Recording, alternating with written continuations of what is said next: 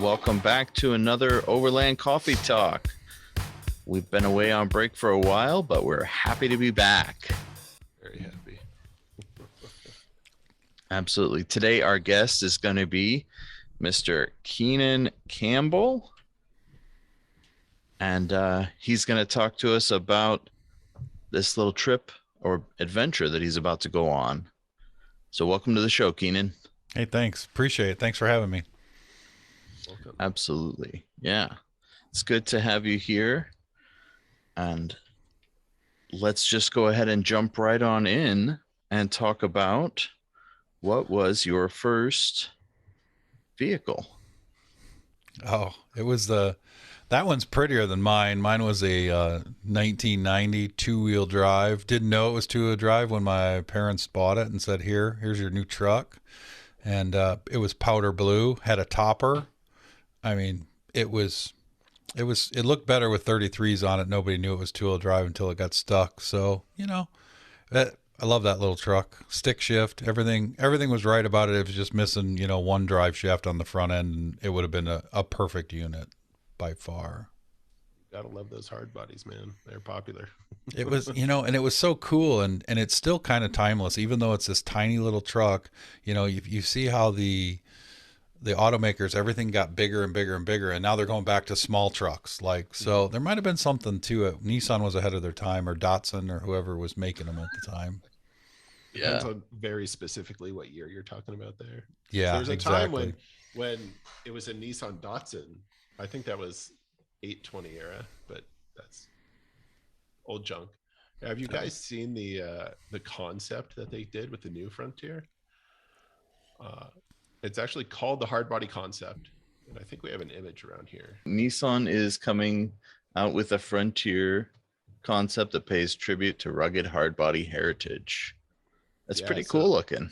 Right. And so the really cool thing is they took those interesting kind of 6-spoke-ish wheels, they call them the Lego wheels, and redesigned them in 6-lug to fit on the new truck. So I think that's the coolest part. I like old wheels, so that was a really neat thing they did. And then they've got that old school light bar. I mean, personally, it needs some KCs or something on it, but that's close enough. And there's no chrome on the dang thing. It's all black. Yeah. Basement version. I'm really surprised the Lego wheels didn't come in like painted black, because everything else is black on the truck. Why would you put the cheap aluminum or steelies on it and not just paint it out? So everybody, everybody's terrible. So everybody's going to spray paint them. They are, because I don't hate it. It's interesting. I mean, that kind of. And then, so that other one, that gray one, so that's the even older one based on the old, like I was mentioning, the 820, the 720 trucks. So that one's on steel wheels. I mean, personally, I'd do that graphics package in steel wheels just because. Yeah. Dead ball stock. And then they've got the ultimate scene Overlander, like you can count off it does everything on Overlander bingo. This one here, you got a light bar on the roof. You probably don't have lockers. You got a rooftop tent. You got the Max Tracks. Like, you're set, man. You've checked every box. You have the topo graphics package. So of course. Of course. So if you get lost, you have to get out and look at the driver door. Yeah. Honey, check the passenger door. Where are we? Where the hell are we? I was gonna order the topo graphics for my Jeep for the hood decals, and I think I'm gonna wait. We'll see. Yeah. We'll see how that survives this trip after 4,000 miles. Yeah, exactly. There's the best way to do that is like what Dan Grech did, where it was a map of Africa and he literally filled it in as he was going. If you can pull that off, it's cool. If it's just some random topography that looked neat, I don't know. I live in Illinois, and we don't have a lot of those pinstriper guys, but I mean, I could draw Interstate 80 right down the side, but for you guys, you could find really local pinstripers to fill it in and have them initial it. That'd be kind of cool. Yeah. Yeah. I like it. We're going to have to research that a little bit more. Absolutely. Well, Keenan, let's talk now. What was your first 4-wheel drive? That was my baby, the Chevy ZR2 Blazer. So the backstory is of that, I almost fell because of that truck, not for doing anything wrong. I bought it through a car dealership, and I said, "Hey, I want a Blazer. I want it lifted, whatever." And they found it for me, and I got it. And I got pulled over one day for speeding, and apparently the vehicle had some contraband behind the glove box that the dog hit on. Like, my car was hot everywhere, and the car dealer never cleaned it out from the auction, and it just had all this stuff in it. I'm like, hey, that's really not mine, not my stuff. So, but it was still my favorite four-wheel. The only thing I wish it was 4 doors, and it was 2 doors, and it got really inconvenient because you always had to pop your seat. Your friends hated it because they couldn't get in the back, which was fine, but it was a fun truck. It was a lot of fun. So Nice. Very cool. Right on. Well, now what are you in these days? So this is Alpha Foxtrot. And for those of you that understand what that means, it's my bug out truck. So it's adios, friends. I built all of it in my garage. Nice. At home. And somebody goes, oh, it's nice to have an auto shop garage. No, it was just a garage at home. And literally the only thing it's ever been to the shop for was the front end alignment after the lift kit. So I bought it bone stock and started building it in my garage, and literally everything on it's been done by me. So super cool. I didn't want it to be too flashy and over the top, but I really wanted it to be something that was mine. And I was looking at lift kits, and I saw Baron red, and I thought, you know what? It's a cool idea. Black with red, a little bit of accent, not crazy. Timeless. Yeah, it just was. And I never was a fan of red, but when I saw the lift kit in the red, I'm like, that kind of looks pretty cool. So I started doing that, and custom decals on it. Of course, I had the worn winch. I did it I literally everything. So Nice. it's been kind of fun. So I That's think awesome. there's just something to be said for, using your own tools. And I'm far from a mechanic, but I'm mechanically inclined, and I just started buying things and built it out and did it, and turned out pretty cool. I noticed the American flag in the tire well there. That's pretty cool. Never seen that done. So it's actually laser cut, and they came that way.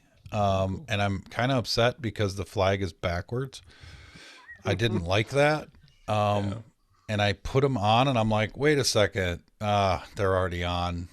So that was a Amazon job special, because I ordered the KBB polyurethane fenders, because everybody, the steel fenders either are cheap or the Chinese steel's going to rust in a week. And somebody told me these KBB urethanes were incredible. Well, I ordered them, and it took like, I don't know, 6 months to actually get them in.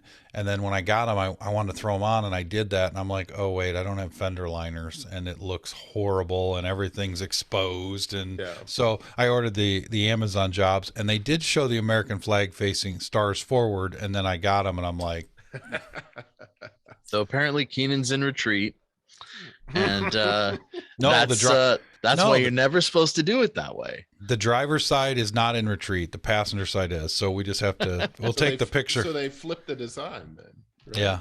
They literally, they just mirrored it wrong. And you know what? Eventually those will get replaced with custom laser cut, and I will not be in retreat, I promise. But we'll take pictures from the driver's side next time, and it'll look better. Exactly. Very cool. They actually had to make sure they did that the correct way on the new Grand Wagoneers from Jeep. Those have little flags on them. Mm-hmm. And that was specifically something that they called out. I think Truck Show Podcast mentioned it. Like, we made sure they're going forward for a reason. I know. Yeah, and I knew it's a big deal. I knew Jack was going to call me out on at least one thing. So, it is what it is. No, it's. Go ahead, Jack. No, it's a good looking Jeep. Thank you. Except for that flag. What JKU did you start with? Was it like a Rubicon, a Sport? It was a Rubicon. Gotcha. Cool. So, except the lockers don't work. The I don't know, some TPIM module's bad. Okay. So it locks all the doors, but it only unlocks one of the doors, the driver door, which is fine. And the dealer, I'm like, okay, hey, so when I bought it, the fun story was I was going into the dealer for a base model 2-door soft top stick shift, and they had it on their website. I told everybody I'm going to buy it. And I went there on a Saturday morning, and the guy's like, man, and it was sitting there, and I'm like, oh, sweet, it's here. I'm going to buy this car. And the salesman, of course, it's toward the end of the month, and he goes, I just sold it. I'm like, come on, everybody says that. I'm here to buy it. Good to go. He goes, no, literally, they're coming in an hour. It was sold last night. So he pulls this truck over, and I'm like, okay, kind of like that, but it's a little fancier because it's got the nav system and everything. And I'm like, it's a little fancy. He goes, well, it's been on the lot a long time, 120 some days. It was the end of the month. It was a Saturday, and I was pre-approved. So I'm like, oh, I got this guy. I'm good. Right? Yeah. So I look at him and I'm like, all right, I'll give you what I was going to give you for that one. And he goes, that one's loaded, and that's a base model soft top stick shit, And I go, what do you got to lose? Go talk to your sales manager, ask him about golf, and because they never talk about the actual car. So he went back there and he goes, the sales manager wants to talk to you. He came out and he's like, do you really want this black one? I'm like, yeah, I'll buy it, but I'm not paying what your sticker is on it. And he goes, the best I can do, if you come up $255, it's yours. I'm like, a detail and a full tank of gas. And he shook my hand, and I'm like, perfect. So I got a detail out of the deal. They filled it up, even though it was used, a full tank of gas.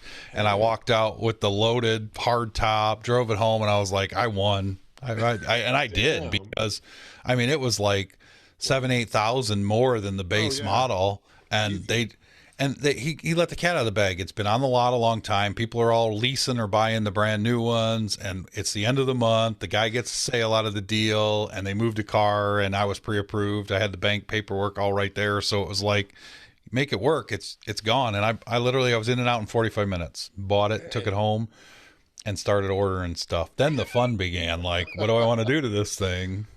So, yeah. So do you have a list of what you did? Even just shorthand? It's on the Overland Discord channel under the Alpha Foxtrot JKU build.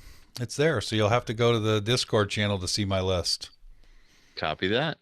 Well, I see it looks like winch, suspension. You've got the bars. I know you've got, what else have you done? Bunch of stuff. All right, go check it out on the Discord channel. Yeah, that's the only way. We're everybody can just go there and check it out, but there's a lot. Basically started with bumpers, winch, the Bartack seat covers, creature comforts, Alpine stereo, a lot of the stuff. Haven't fixed the lockers. There was something wrong with the electronics, so I was going to just do like new gears and ARB air lockers and a new compressor. I was just going to, I already took the sway bar disconnect off because it was electronic and it failed and it was worthless. So I junkyarded another sway bar and just 2 bolts and, put new sway bar on it. And I couldn't figure out why when I was driving, it would dip and dive a little bit. Well, the sway bar was leaving itself unlocked, and then eventually it would lock, and I'd go to turn and I'd be like, oh, that's better. And so it was super annoying that sometimes it was engaging and disengaging on its own. I'm like, yeah, we're going to get rid of that thing. So, the lift kit's a Steinjager, and that's actually made in Illinois. So that was super cool. I went down to the factory. They hooked me up with the lift kit. I bought that and then literally brought it home and just jacked it up and started throwing coils on it. Did Fox shocks, nice. I did the Terraflex steering stabilizer just because I liked the way it clamped better. But then Fox came out with their new one, and I thought, well, I should have waited because then it would all match. But I'm not a brand guy as long as it's good quality stuff. So, yeah. And I'm actually trying to find myself on your Discord channel. I don't know where it's at. Alpha Foxtrot JKU build. There you go. All right. So Warren VS, synthetic rope, steely wheels, MT tires, KBB fenders, K&N cold air intake, truck light heated LEDs because it's Illinois, so the LEDs have to be heated, or otherwise the snow sticks to them. JW speaker rear tail lights, the Bartack front and rear with Molly, and then we just added the roof rack, the frame mounted roof rack, because I'm purchasing a Thule tent from a friend down in Phoenix for my adventure, so we got to have a way to mount that. So it's got a frame mounted roof rack, so it's coming. Spot X, my satcoms. So yeah, lots of little things, but it's just there's a sense of pride, from when the original Jeep was invented in the 40s that, you know, they could put it together from a crate and we can do the same thing. So it's super cool that we can, with some basic hand tools, you can literally build your own truck and make it really capable. So there's a pride part there. Yeah. I miss having a Jeep. It's really funny. I had a very similar setup to yours a few years back. I didn't have the Rubicon. I went in with a Sport, but that was because I knew I was going to be upgrading everything. But yeah, those are really fun Jeeps. I love them. I miss having one. There's another one in my future at some point, I'm sure. Well, I don't know though. With it being date night tonight, there might not be one in your future if you keep talking with us. oh dear. Well, there you go. Moving on, let's talk about, Keenan, what's your Overland anthem? I don't really have one. I don't know whatever's on Sirius. I don't really, I tried to think about that, and I'm kind of, I hate to say it, it's really dull and boring, but I'll listen to podcasts and just random, like Jocko Willnink's a good podcast. I just random stuff, and I don't know, whatever, wherever Sirius lands is, I'm okay with it. Or I guess the answer is whatever my buddies are playing when they key up their radio on a trail. There you go. That's good. I don't know what the answer is there. All right. Taylor Swift? Oh no. All right. Well, we won't heckle you about it, but we'll move right along on to the next thing. What's this graphic all about? I've never seen that before. No, I'm kidding. Totally kidding. When COVID started, I got an invitation for this cool group of people that sits around and talks media professional. And being an emergency manager, we're always doing live remote broadcasts for our citizens. We're constantly doing press conferences, things like that. So I wanted to learn all I could about what gear to buy, what cameras are good, what audio equipment, what microphone, all this stuff, in-ear monitors. And it's daunting. You're either in big media production or you're not. There's no, the YouTubers with their GoPros are not even in the same level as the professional guys that are really doing it with unlimited budgets. Well, working for a county, I don't have an unlimited budget. So I really wanted to have a way that I could bounce ideas off. So when I found office hours, it was just like, oh my God, this is a bunch of nerds that meet 24 hours a day. It's incredible. What it did was it staved off isolation during COVID. We can't meet with our friends. We can't go to bars, restaurants. You can't do anything you want to do because of this virus. So it gave us a way to meet people and build relationships. And so one night we were sitting in there back in October, and one of the guys was like, I'm launching a rocket in Vegas. Well, any of us have launched an Estes rocket that you buy at the little store, and it's the coolest little $20 rocket. And so when he said that, he kind of perked my curiosity. I said, with all the media professionals we have in our group and all these people, we should make it like SpaceX and just do the graphics and do this and make your launch a production. And kind of a blur since then, because now we have 55 people from all over the world on the production team. 20 to 25 are going to be on site, a production truck, an audio truck, infrastructure coming in. So we're literally building an entire Coachella on a dry lake bed for a rocket launch. Yep. And we have hosts from all over the world. We have a doctor of space medicine is going to be one of the hosts, and she's in Australia. Another guy that'll be a host was a kid that does rockets, and he's a big YouTuber. So it's unbelievable, the community that's been part of it. I know, Jack, you're going to be our site security and the drone pilot. So we, and it's all volunteer. Everybody's coming in just because they want to see. Now, I will tell you, the rocket is 15 feet tall, and the motor is the equivalent of 3,800 Estes rockets. So when we kick the tires and light the fire, it's going to be pretty incredible. Awesome. So the rocket will go up to about 15,000 feet. Nice. Before it comes back down. So it's a super cool production. We're actually going to stream it live. So it's going out to YouTube and there's a full production truck running the show. So it'll be an hour and a half show that we're going to produce live with the rocket. So the rocket is kind of a part of it. Community is the other part. Bringing all these guys, some of which have never met in person, together. That's what's super cool about this whole thing, that we know each other. We talk every day, but I've only met a handful of these guys in real life or in person. So it's going to be March 19th, 8 o'clock Pacific time in the morning. We're going to do it. So we'll make sure and get the link out, because it's going to be an awesome operation. Yeah.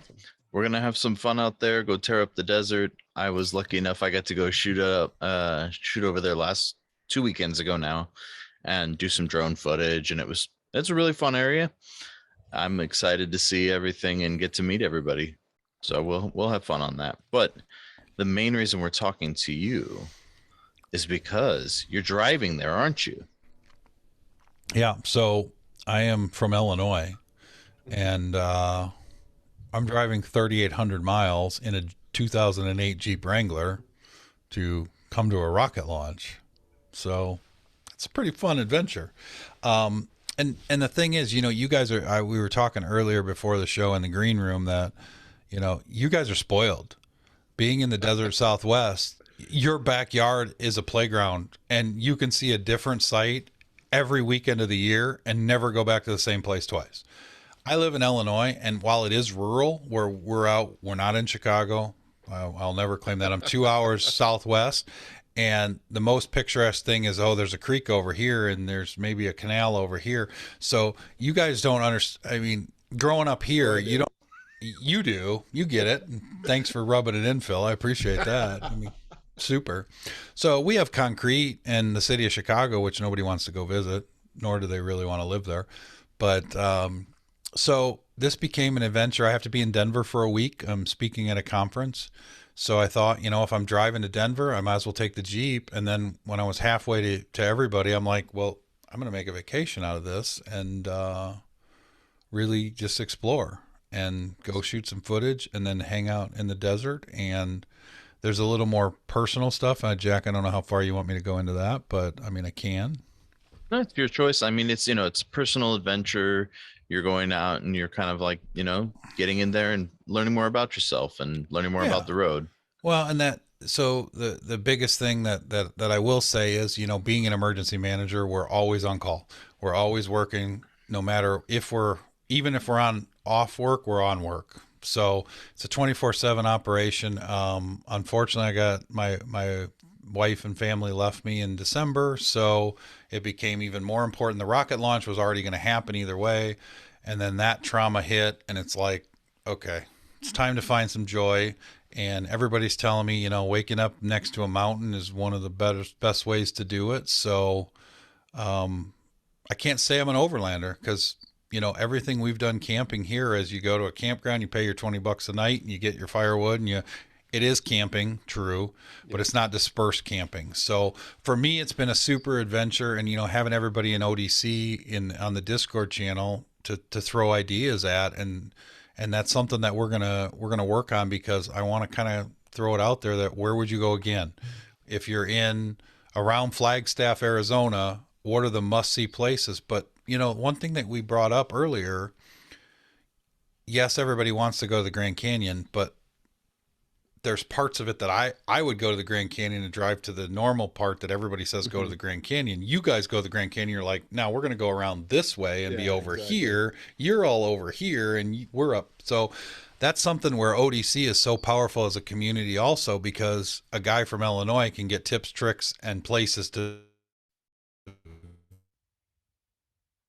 visit that, thanks to them, they actually, for part of this trip, they gave us like 6 months free to use Gaia just to explore.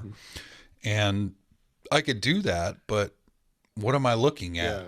I don't know all those places. Like, I saw a crater on there, and Jack's like, oh yeah, I grew up by that town, and yeah, that's a cool place to go to. I'm just seeing a crater on a map. So, but there's a subway there, so it's kind of cool. But this trip is definitely going to be interesting. There's a lot of us driving. Some, they're not taking as long as I am. Most of them are going a little more direct, and they're just driving in for the event and driving home. So mine's a little, I'll be gone for about 3 weeks. Total will be 4 weeks, but 3 weeks overlanding. So that was kind of a culture shock to what can I fit in a Jeep?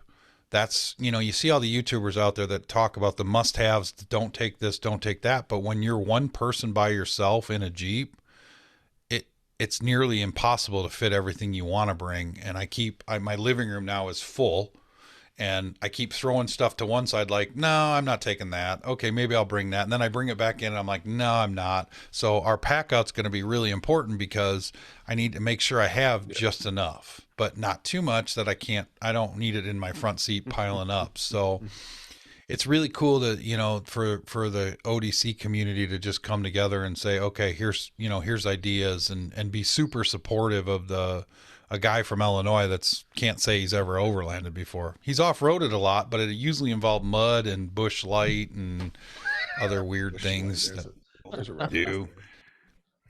Yes, bush latte. Yeah, I don't drink, so I can say that because it wasn't me. It was the people that were pulling me out when I got stuck. So yeah. But, with us, it's mud and snow. Yeah. That's all we have. We don't have super cool trails. Everything's always how fast can you go and how stuck can you get? Well, there's no fun there. And the desert just has an allure to it, and the scenery is just incredible. I mean, you guys are so spoiled with that in your backyard. Seriously. And you know it. Yeah. It's totally cool. You guys know that. But for a guy from Illinois that doesn't have mountains, we have hills. And they're not pretty. No, they're just hills. Exactly. Yeah. So, yeah, this is going to be a really cool adventure, and I'm going to be by myself. Awesome. So, we kind of launched it, and we have some friends in office hours that also have connections with, and we're not going to say the network, but it's a streaming service that starts with an N, and we're gonna probably build this whole story of us as a documentary to be released on that. So it's awesome to see, because there's not a lot of videos about or movies about overlanding. So to bring that much, even the movie trailer that they did had overlanding as it was the center part of it. There's 3 scenes of just guys driving out in the desert. Yeah. So, to bring that, there's not a lot of movies about that. So it is kind of alluring, and personal loss and journeys and healing and all that stuff brought together with community at the end. It's going to be a cool documentary. So I'm excited just to be that tiny little part of it. And we got a rocket launch, so why not? Who doesn't love rockets, really? I know, it's going to be incredible. Of course, your mind's going to be blown when you actually get into Arizona and it's not just desert. I heard that there's trees. Yeah. There's some places. Right. Yeah. Everybody thinks it's Phoenix in a giant ditch. There's a little bit more than that.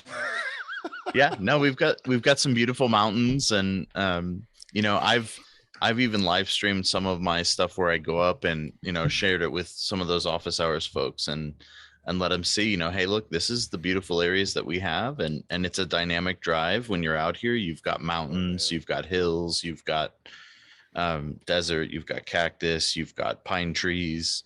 Like, you can get a lot of action here. We don't have the Salton Sea dried up, so we can't say we have the ocean, but we've got a lot of things, right? We've got skiing. You can do all the water jets, all the other stuff, everything, right? I don't know, Jack. I've heard a song about oceanfront property in Arizona. And if you believe that, He'll I've got sell you some part of the oceanfront Salton property. Sea. Yeah. Hey, I heard it's. You want to buy a bridge? I heard it was pretty fishy over by the Salton Sea. So it's They all said it- dried up. That thing Yeah. is empty now. Understatement of the year. Yeah. yeah, isn't there a documentary about the Salton Sea? Oh, yeah. It's a weird Okay. place. I thought so. Yeah. There's a bunch of hippies out there. Let's just say that. People who don't wear clothes for day business, but Okay, so whoever's listening that's on ODC, don't post that as a suggestion. Just leave that one out. We'll sanitize that out Exactly. because I have to wear at least something. I'm sorry, just can't do it. we all agree. Thanks, appreciate that. All right. Well, let's go ahead and move on in to our build pick section. Sure thing. So I'd pick Hudson Z Romer. He's up in the Pacific Northwest these days. He's got a really, really neat ZR2 build.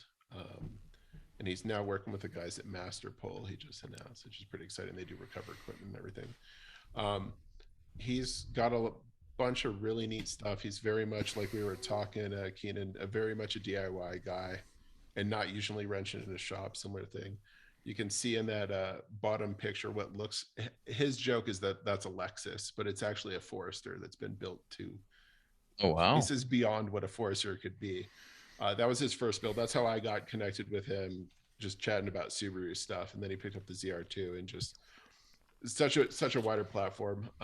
Really neat guy. Does a lot of stuff about how to do a proper recovery and things like that. Techniques around using your winch and being safe there. Really friendly guy. Has worked with a bunch of brands for a very long time, and is a great dude to follow. That's awesome. Well, so my guy that I picked was this guy. His name is Mike. He's last line of defense. He's got a really sick Tacoma build. He has been fortunate enough to do multiple builds. So if you're not just a Tacoma guy, he's also got a big Dodge that he was giving away as a project that he did with Dodge.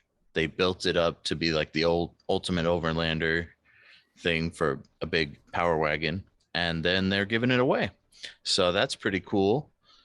He's also got a Land Cruiser, Series 80, and then what else is in the? I think, and then he got a van too. He got a Sprinter van. So he's kind of all over the place. Wow. But one of the things that I liked too is that he's also a holster manufacturer. So he's got some really cool holsters that he sells, and that's kind of how he funds the business. But they're really cool. He does good kind of everyday carry videos. He's got a lot of bug out stuff. Really cool. But I love his designs, and I love taking the inspiration from his builds and adding them to mine. When I was driving my Tundra, I stole a lot of ideas from him. Just straight up stole them and was like, "Yep, this is it. This is how I'm gonna do it, man," because it's a pretty sleek setup. So, yeah, that's my build pick of the week. So you really picked him because you're a sucker for camo. Is that what you're saying? And that camo, I love multicam. That multicam on that truck looks sick. Yeah, yeah. He's sponsored for wraps, and so he gets legit wraps. Puts one on each vehicle. They look awesome. Whoever's doing his wraps is doing a great job, and they need to keep it up and lower their prices. How come we're not sponsored? I mean, we're three relatively good-looking guys that are bald, and how come we don't have big sponsors? Seriously. It's only been hair products, and I mean, I'm sponsored by Viking Beard Oil. Get your oil on with Viking Beard Oil. Viking Strong. No, I'm just kidding. All right. Well, moving on. We're going to keep going into our gear reviews. So, Keenan, tell us about your gear review. Well, I don't like the orange one, but I like the green one. So, this is the Jeep Spot X. You pay exactly the same price, and they put Jeep on it right there. So, does it have a 7-slot grill? It does not, but it fits in a 7-slot grill. So sideways. So, you know what? I'm an emergency manager, guys. And even when I'm off the grid, I don't want to be off the grid. Kind of do, but I kind of don't. This thing has one button that will save your life, figuratively and literally. SOS. You hit that button, it sends a message to a global response center. They'll reply to you and say, what's your problem? What's going on? They know who you are from your device.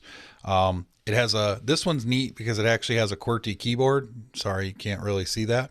So if it does pair Bluetooth to my phone to type messages faster.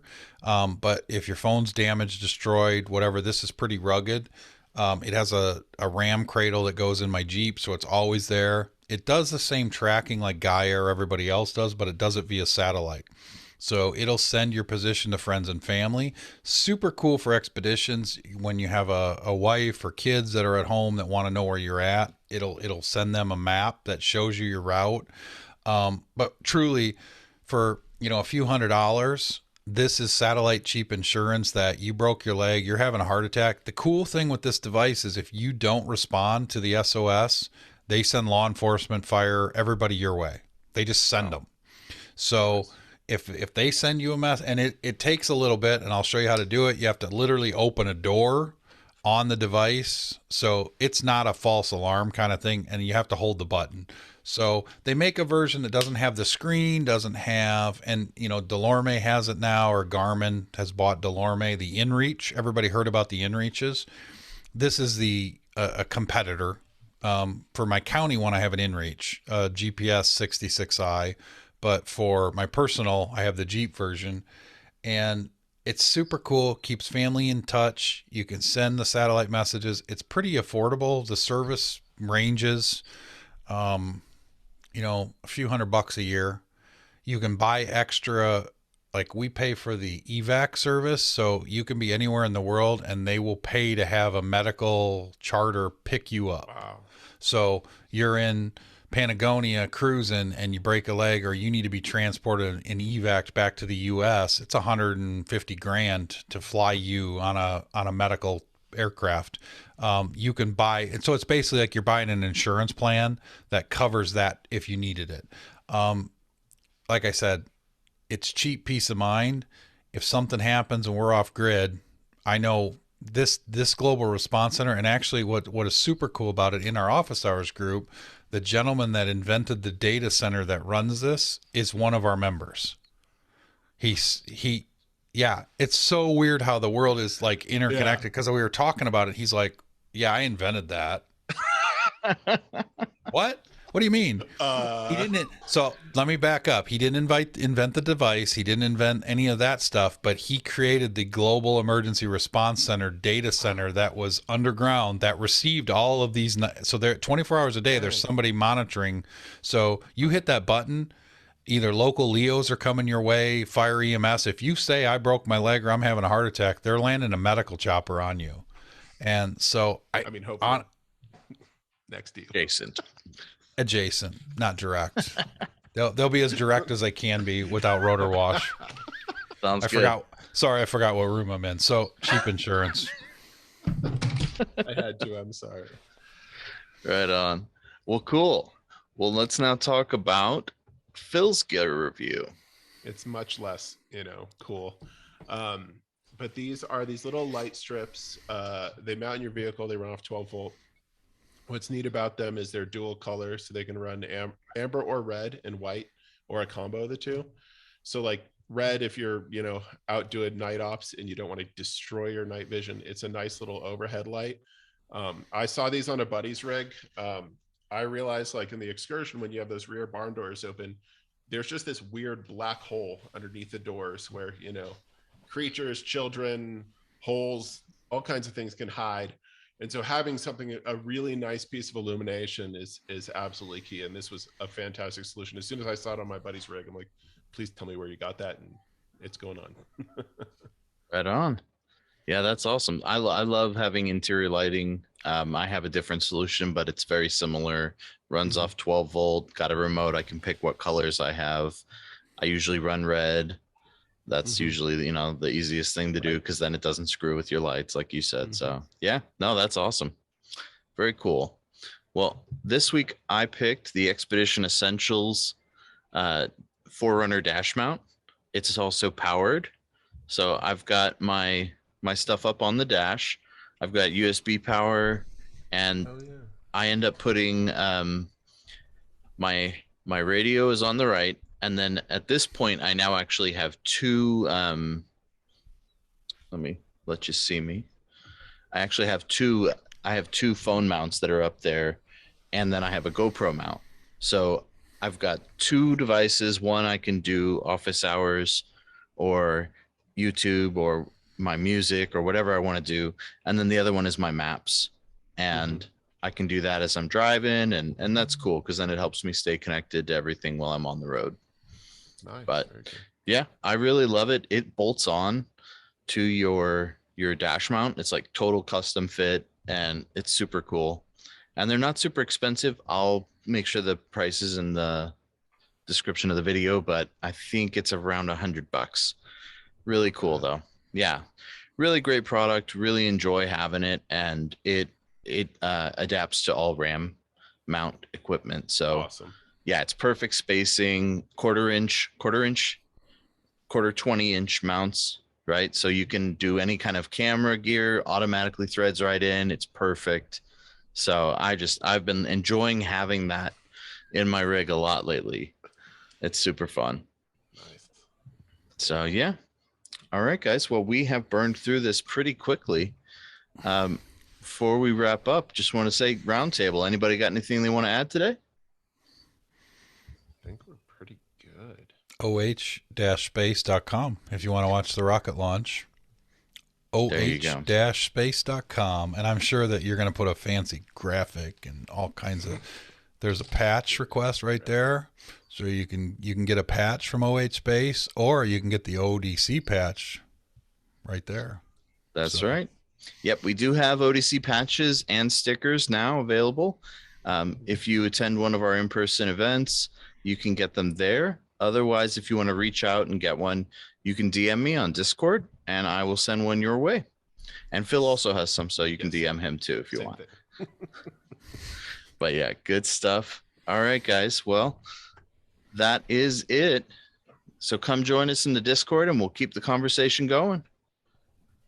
Awesome. See you all there. All right. Thanks So guys. much. Appreciate it. It's great to have you, Keenan. Come back soon. I will. Let's plan a meetup. We'll get everybody in Flagstaff. That's a great idea. All right. Well, we'll be meeting up in Flagstaff on March 6th, just in time for everybody to get together and have some fun. That's actually a great idea. Maybe March 7th. March 7th? Maybe let's do the 7th. That way we have time to put the tent on and I can sleep in it for at least one night before everybody shows up. And I know literally nothing about my new Thule tent except that it's on my Jeep. There you go. Fair enough. Be. All right. March 7th, we'll look to be there then. Perfect. All right, cool. All right. Thanks, guys. Take care.